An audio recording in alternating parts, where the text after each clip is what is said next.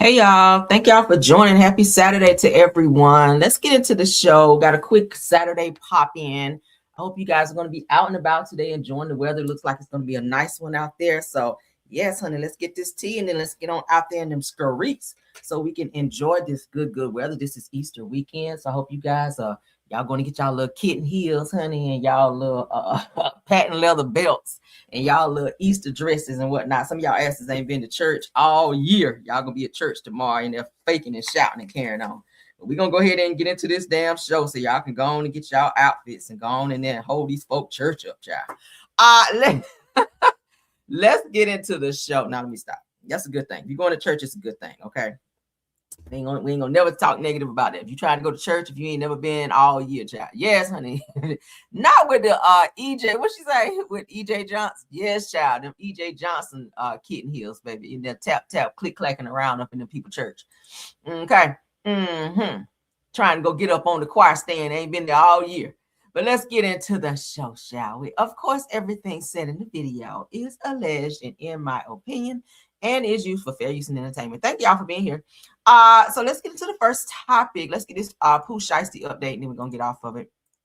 Y'all know Pooh Shiesty and his homies were involved in robbing rapper Gucci Mane. All right, at the studio, they went there and pretended like they were getting ready to have him or have a meeting with him about a contract. They had some paperwork they wanted him to sign, and they pulled weapons on him to try to force him into signing off on changing his contract. I think it was.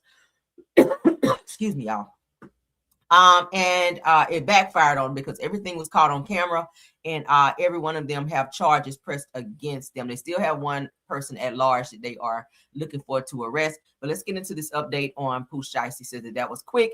The judge assigns Pooh Shiesty's father, Lontrell Williams Sr., to strict house arrest at the bond hearing in Gucci Mane's kidnapping case, only allowed to leave for court. I'll go ahead and put my trigger up just in case we run across some craziness. All right, let's get into it. Let's go. A judge will decide if men charged in alleged kidnapping and robbery involving Memphis rapper Pooh Shiesty will be released pending trial. The factors that the judge will consider include criminal history, flight risk, and whether they have means to pay their bail. Fox 13's investigative reporter Kayla Solomon joins us live from federal court downtown. Kayla, that hearing, in fact, just wrapped up. Darcy, is actually still going on, heading into hour 4 at this point. But we were able to get a bond assigned for Lontrell Williams Sr., the father of Pooh Shiesty. The judge ultimately decided she's going to assign him a home incarceration. Damn, that was quick. Like, they literally just arrested him, what, day before yesterday? Y'all mean to tell me DL Whisper been sitting in jail for months and he can't even get a court date, and these niggas already got a court date already? Damn, who Gucci Man know inside? He must have been snitching like hell on these dudes. Let's continue. Which she says is the strictest bond she can assign outside of giving him or granting him into federal custody. She said the only time he is allowed to leave his home is to attend his court dates in Dallas, where this case will ultimately be tried. And she said he'll be a judge will electronic monitoring while this all plays out. Electronic monitoring. Child, imagine can't leave the house only to go to court, right? Damn. So it said the Pooh Shiesty's father, Lontrell Williams Sr., has reportedly been given a bond in connection to the Gucci Mane kidnapping and robbery case.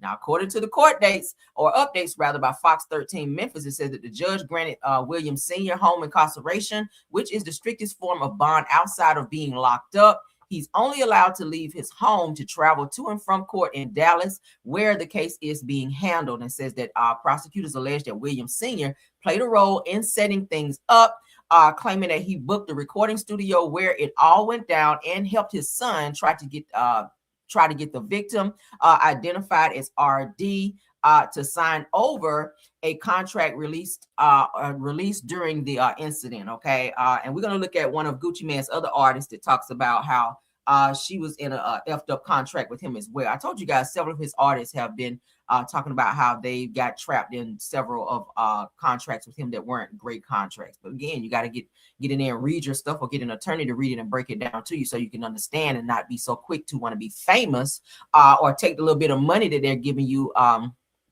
up front with your little contract, thinking that you're going somewhere when you're getting stuck in these 50-50 contracts or even worse. Says as of now, he'll remain on strict house arrest while the case progresses. Okay. So I think that's good because they could have had him sitting in jail. They could have had him sitting in jail. So at least he got house arrest. He still has a chance to be at home in the comfort of his home versus on a hard ass bed in jail. So DOJ complaint claims that Gucci identified Pooh as a suspect. Now, Gucci Mane did go live and say he was not cooperating with the feds. I highly doubt that. If somebody robbed you, took your wedding ring and expensive watches and other things like that and threatened your life, I would think that you would definitely cooperate. If you're doing it, it's probably off the record, to where they probably don't even know you cooperate. But I do feel like Gucci Mane is definitely cooperating. Okay. But that's the update on that. So let's get into this Gucci Mane. One of his artists who was signed to him, she's actually speaking out as well. I'll leave the trigger up just in case she slip up and say something crazy, child, because you never know in this. So former 1017 artist K Shade claims that Pooh Shiesty, Big Scar, these guys some crazy names. Oh my God, and Fujiani have been at odds with Gucci Mane since their initial signings. Let's get into it. I'd be mad too if won't let me out my contract. Y'all painting a picture out to make it seem like it's a curse with Gucci. There ain't no curse with Gucci. Everybody chose their own fate. 2 of my goddamn label mates is gone. Y'all got so many opinions, but y'all don't even know that Fujiano and Pooh Shiesty and Scar was beefing with Gucci the entire time. It was the back and forth of who leaving the label and who want to stay and come back and give me your chain, or no, you can have your chain. Like, it ain't even about reading your contract. Everybody wanted respect. It was really no team with 1017 to where we had people that was really there. I'd be mad too if won't let me out my contract. Y'all painting a picture out to make it seem like it's a curse with Gucci. There ain't no curse with Gucci. Everybody chose their own fate. 2 of my goddamn label mates is. So she's saying it's not a curse with Gucci, but why is it that so many artists that Gucci signed have something to say about the contracts that they actually signed with him? They're not happy with it. They're fighting with it. They want to be out of the contracts, but it's given that he has them locked in contracts. Sound like Diddy. He must have sat up under Diddy when it came to these damn contracts with his artists. Because y'all know a lot of artists that came up under Bad Boy, they weren't happy with their contracts either, and they didn't even get paid for a lot of music and performances and stuff, and even tours that they went on under Bad Boy. So the record industry is a very dirty industry, but you got to have your legal shit together so that you don't get got out here, because that's exactly what you would. They'll see you as vulnerable. They see you as a hungry artist, and you want to get in the game, and you don't even think about all of the legalities that's attached to it. And they give you that advance money, and they know you broke and ain't got shit going on. They give you that little advance money, and you just be like, oh my God, I got some money. Not even realizing that's just their way of reeling you in and making you feel like you winning when really you losing after you sign that contract. So make sure if you are trying to be in the industry, or somebody's trying to sign you, get you an attorney. And if they tell you not to, hey, you don't have to have an attorney to read this, that's the first red flag. Okay. Yeah, that's the first red flag. If you're trying to sign with someone and they're trying to keep you from or talk you out of having an attorney read over the paperwork, you probably don't want to sign with them, because there's something in there that they don't want a person with a trained eye to be able to see. All right, so don't be so quick to be signing off on stuff. But what do y'all think about that? Let's move along. Trick Daddy's performance, child. Lord, they done up and kicked him up out of there. Let's take the trigger down. We don't need it. Let's get Trick Daddy up here. This little burnt seal running around here. It's a little burnt seal, honey. I don't know. So let's see. Trick Daddy's performance at the Alpha Kappa Alpha conference gets shut down after attendees walk out due to his explicit lyrics. Regional director issues a statement, says that our requirements were ignored. It was disrespectful to our organization and brand. You know, whenever, depending on where you perform, and he's been in the game for a minute, so depending on where you're performing, like even if you're performing for kids or kids are going to be there, you have to make sure that you dumb your lyrics down to where you're not saying exactly what's on the album, especially if it's very explicit, where you're talking under women's clothes. And y'all know how some of these rap songs be like, oh my God, it can be real grimy. So if you're on a campus, a college campus, obviously if you have people like the regional director there and important people like that, you don't want to be up there saying nasty stuff and every other word, bitch this, hold that. Like that's just not it. So they kicked his ass from up out of there. Let's get into what they're saying here. Shout out to Neighborhood Talk. Hey man, I flew out to Orlando to see Trick Daddy Put him up. Put him up. Put him up. Put him up. Put him up. Who is that? I don't know who is that. Man, this is not the trick that they're about to give my mama a heart attack. He said he want his damn money back. I know that's right. What did he say? Okay, so they're playing music. The people are just not feeling it. Look at people walking out because they're not What's happy. going on? This motherfucker. What did he say? You all my ladies run this motherfucker. What? Everybody. That's what you don't need to be doing, Trick. Now, if you just at a regular concert, you are literally where adult grown women, like business women, different constituents are in the audience, and you up here talking like you are literally at an underground performance. Like, no, did y'all see the amount of people that were walking up out of there? They were like, yeah, we done had enough of this shit. Like, that's just so ratchet and grimy. Oh my God. And people say, yeah, I want my money back. So they said the language, the lyrics, and the comments made by the artist were not acceptable. I ended the performance because of the disrespect of our organization and for our brand. I know that shit, right? Let's see if we Everybody in here 60 years old. What is he talking about? All right, so let's go ahead and read what they had to say, because child, the Kappas were not feeling his ass. So let's get into it. So it says, to my sisters who are attending the 73rd South Atlantic Regional Conference, Alpha Kappa Alpha Sorority, okay, which is they are known as the AKAs, Incorporated South Atlanta Region, contracted Trick Daddy, a rapper from Miami, to perform a selected list of songs after our step and scroll competition on Friday night.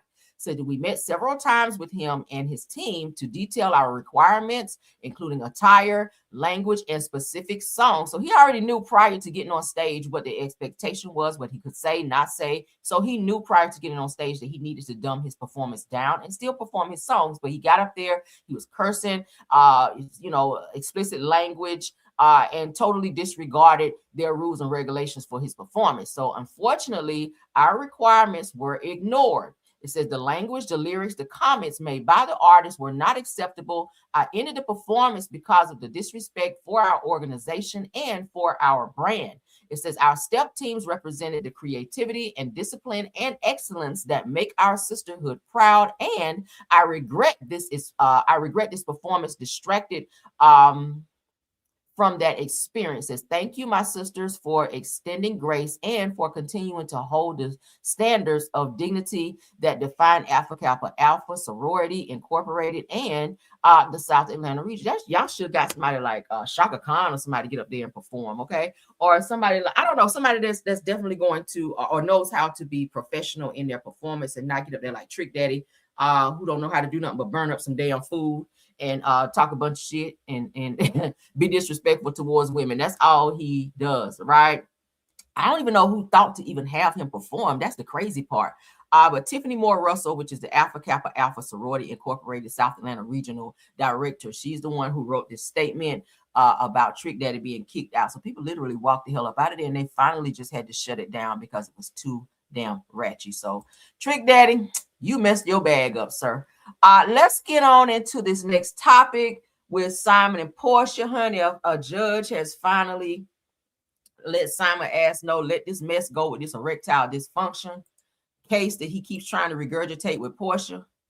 Y'all heard me talk about the other day where he says he's trying to bring that case back. He wants to reopen that case where he says that he thought Porsha, or he feels that Porsha was mentioning him and saying that he had erectile dysfunction when Porsha didn't even say his name when she made that statement. But let's get into it. According to the Peach Report, it says that Porsha Williams' battle with ex-Simon over erectile dysfunction ends. The Real Housewives of Atlanta star Porsha Williams' legal battle with ex-husband Simon Guobadia has been dismissed. We talked about that the other day. So let's get into what the Peach Report is saying. A Georgia judge has finally granted Simon Guobadia's request to dismiss the lawsuit that he brought against ex-wife Porsha back in 2024, as we know.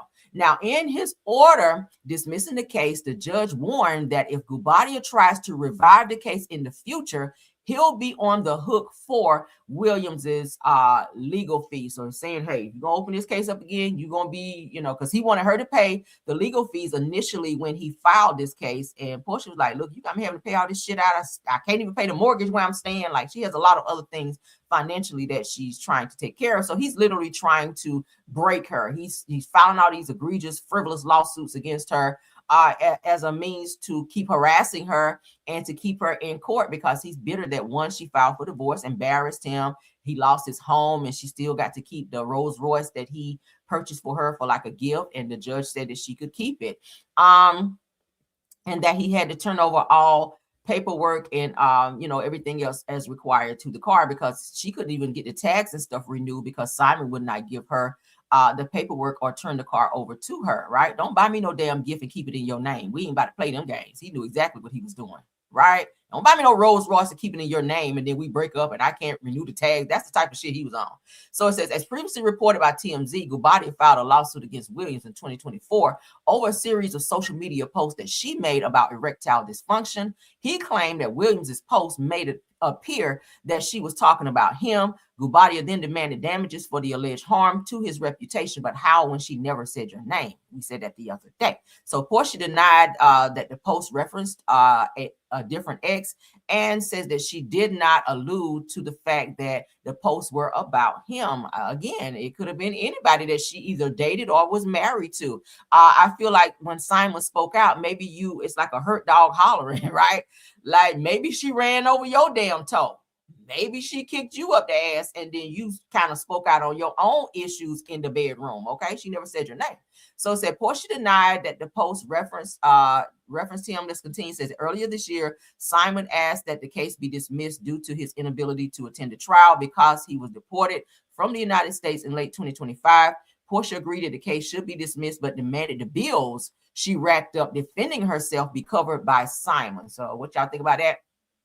So hopefully he don't open this bullshit back up, because again, defamation lawsuits, as I keep saying, those are very hard to prove. Like you have to have very, very concrete evidence against said person from what they said, what they did, the harassment, whatever the case, threats, anything like that that you are alleging that said person may have said against you, or that you're alleging. You got to have concrete proof on that. And if you can't prove it, they're going to throw that shit out. Those are the hardest cases to prove in court. Like the hardest, and they are very, very strict and direct as related to that. So Simon, please go away. I did talk to you guys a while back about Simon possibly dating this new young girl. So my thing is, why are you still reaching for Porsha? Why are you still coming for Porsha over some old beef? Like he is just he cannot let go. Oh my God, you remind me of somebody else. My God. But let's get into this next post, child. Cam Newton says that he does not allow his kids to think on their own in his house. He says, in my house, hell no, they don't.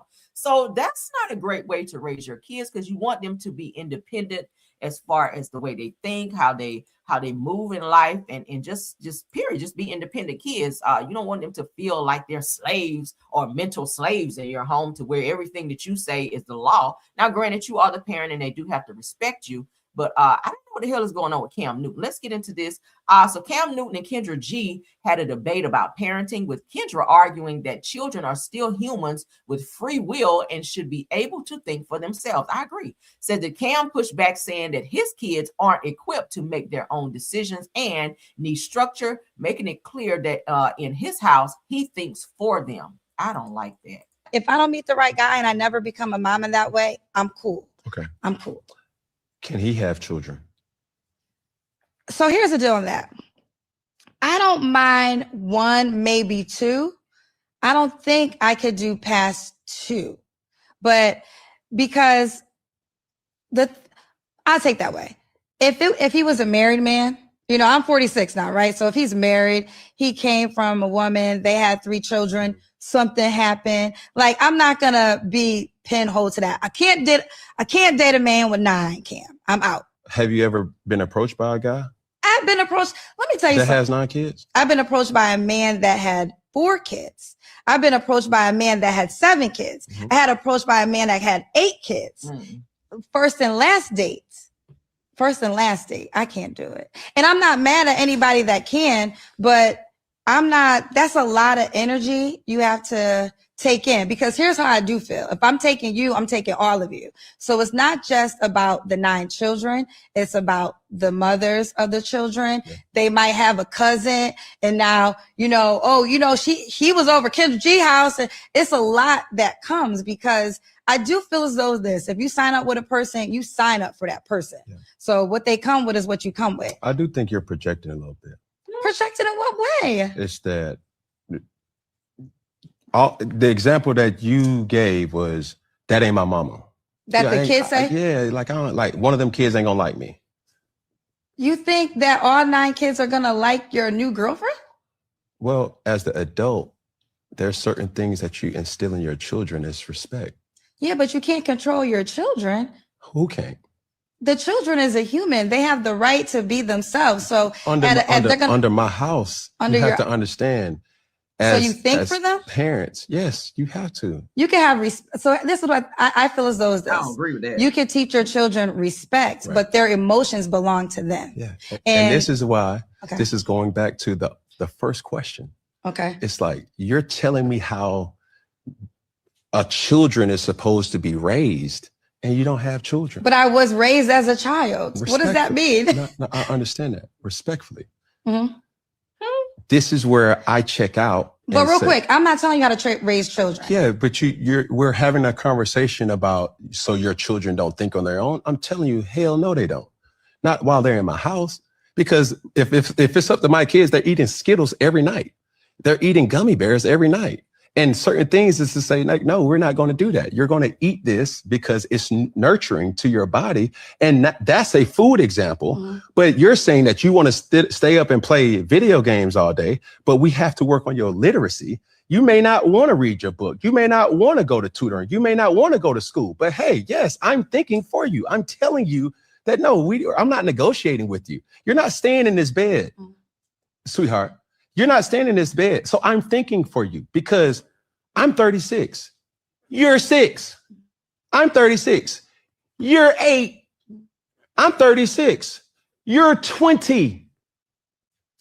If I don't meet the right guy and I never become a mom, I'm gonna be honest now. I kind of get what he's saying. I think his delivery is kind of off, right? You do have to make sure that your kids are doing what they're supposed to do in terms of school, eating the proper foods and stuff like that. Of course, you're not gonna allow your kids to sit around all day and eat Skittles when they should be eating broccoli, beans, and some type of protein and whatnot. Getting up and getting the proper exercise, all of that stuff. I get it. You got to make sure they do homework and not allow them to sit around just watch TV all day and be just lazy. Now, in terms of making a child like somebody that you choose to date, you can never do that, right? They can respect them as an adult, but in terms of making them like somebody that you choose, like with all due respect, Cam, you do have like how many kids you got? About 8 or 9 or 10 kids, like with multiple different women. And one of his girlfriends just had another baby. So it's kind of difficult. And miss me with this. And I get it that he's trying to be in his kid's life, but all of your kids don't live under the same roof.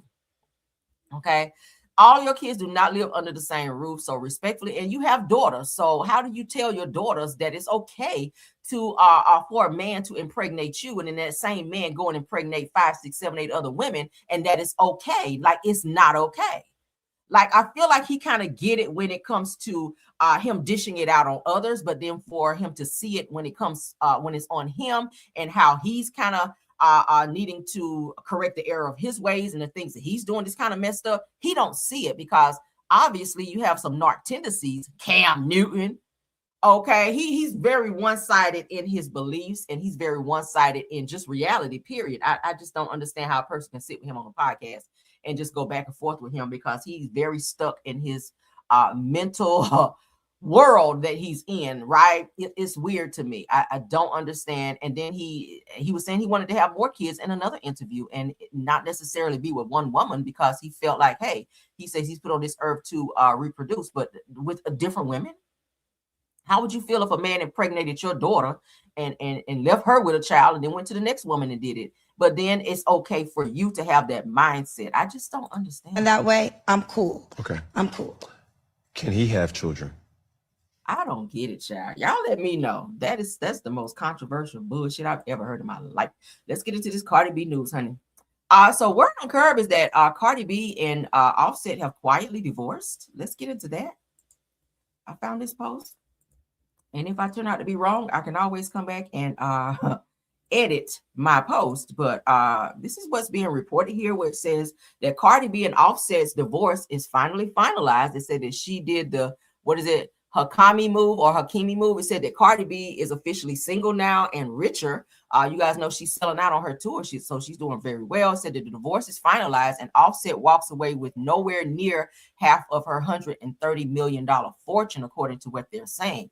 Now, they said that the smart play is that Cardi reportedly kept most of her money with her mother, like maybe in her name, so that Offset could not touch it. That's smart. A lot of people are doing that.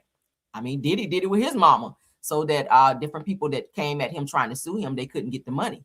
It says that an Offset, said the same strategy that Hakimi used. It says that Offset tried to fix things after her split with Stefan, and I remember that because I reported it. He was trying to reach out to Cardi and wanting to fix their marriage, and she said no, thank God, because he's very disrespectful. But Cardi, of course, was not having that. They said that the result is that peaceful co-parenting, no massive payout, and Cardi leaving court happy and ready for a fresh start. So Offset fails to become the first man to win half of a woman's net worth after a divorce. So they said they quietly divorced, and that's from the the Davenport Review, which is who initially reported it. So shout out to them, okay? And shout out to Zaire 6K for posting it. What y'all think about it? That's good for Cardi. So it sounds like she may have had to pay him some money, but not the amount he was seeking. Because y'all know he wanted her to pay all his back taxes and all of that. And nigga was like damn near broke. He was in a casino day after day, trying to hit big or win something. And it was just not working out for him. It was not working out for him. All right, so let's get into this last post. OWN has dropped another clip, and we're going to take a look at it. It said that 3 emojis can speak 1,000 words. Let's see what they're saying here. Y'all know Love and Marriage Huntsville does air on Saturday nights on the channel OWN. I will not be watching, but any clips that I see deemable to talk about, I will talk about and share here on my channel. But let's get into this Love and Marriage Huntsville clip here on OWN. Not too long ago, I had posted a photo, and there was a comment that kind of caught me off guard, right? Who is she? Trish. Okay. And of course, the comment was a little bit, I feel like, inappropriate. I mean, now tell me if I'm reading too deep into this. That's actually the tasty emoji. What's the tasty? See, telling me something. I didn't know what that means. I know what it means, but I just... So that means she want to taste them? Ooh.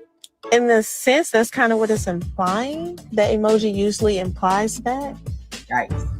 Trish? Well, not too long ago, I had posted a photo, and Trish, maybe she was on her get back as related to Ken, admitting that he was in the DMs with other women. And of course, you guys know that they are no longer together. I just showed y'all the video the other day where Ken said on his own Instagram, where he was on a podcast interview, he did admit that as of 3 months ago that he and Trish officially called it quits. They are no longer together. He is a single man. So Trish, it looks like she's been trying to move on to the next Love and Marriage Huntsville castmate, because she's already been with Martell. Now you're dating, you were dating Ken. Now you're trying to move on to Nell's son, who is said to be your cousin, because she did say on the show that Nell and Chris were her cousins, right? I don't know, child.